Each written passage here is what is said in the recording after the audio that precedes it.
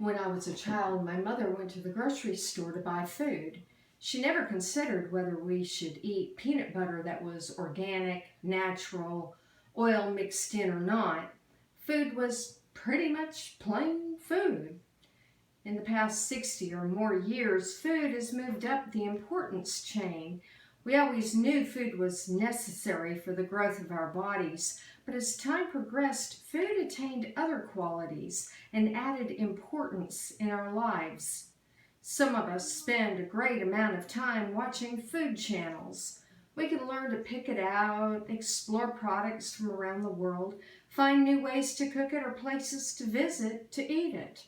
We have choices for fast food, meals served to us in restaurants, or cooking at home. Multiple choices exist for each meal: fried, starchy, fatty meats, or diets consisting solely of vegetables and fruit. In some crowds, people judge others by what, where, and how they eat. Eating indicates what we deem important in our lives, and it's become a moral issue as well. Do we buy our produce from local farmers or from the grocery store with no idea from where the food came? Did the farm that grew the vegetables observe fair trade policies, or the meat processors treat their employees well? Is our food organic or not? Do we boycott businesses that do not support fair trade policies? Food suggests our moral ideals and now also indicates whether we are good or bad. I'm going to be good tonight and not eat any dessert, or I'm going to be bad tonight and eat a brownie, rather than thinking, I'm going to keep my body healthier by not eating sugar, or I'm going to treat myself to a brownie even though it's unhealthy for my body. We jumped from healthy and unhealthy to good or bad people.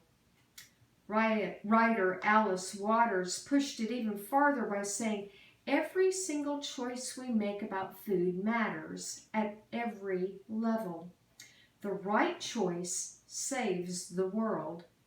We assume she has ecological issues in mind, but it seems a pretty far reach to say food choices can save the world.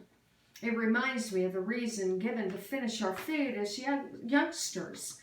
Eat your dinner because there are starving children in Africa.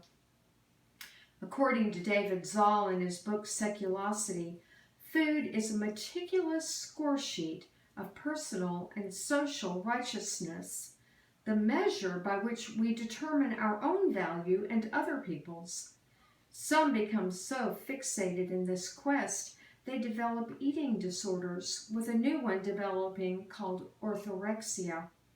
This eating disorder involves an unhealthy obsession with eating healthy. Unlike other eating disorders, orthorexia mostly revolves around food quality, not quantity. Unlike anorexia or bulimia, people with orthorexia rarely focus on losing weight.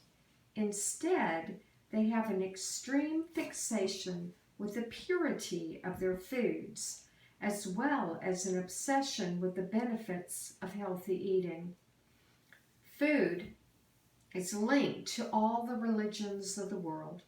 There are kosher foods in Judaism, food restrictions in Islam. Hindus don't eat cows, and Christians break bread at the communion table. Jesus ate with those to whom he ministered. For some, food has become a religion. They place their faith in Dr. Atkins, paleo, or vegan. They think that when they cleanse their insides, they become better people, and with the right food might reach immortality. The biblical writers recorded many instances of Jesus spending his short life eating with all sorts of people, not once mentioning the menu. Jesus taught us by his life that we are not what we eat, but who we are willing to eat with reflects our inner ideals.